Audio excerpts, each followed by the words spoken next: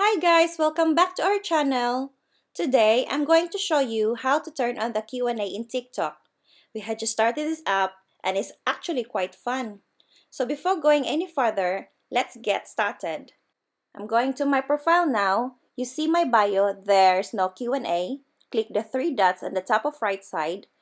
There are options to choose: manage account, privacy, security and login, creator. Click the creator.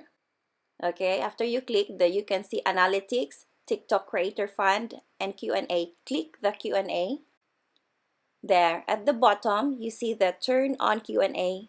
Click the turn on Q&A and then go back to my profile. Now you see I have Q&A already in my bio. So that's it. Very easy. If you want to turn off the same procedure, just click turn off the Q&A. I hope you guys find it useful. Thank you for watching.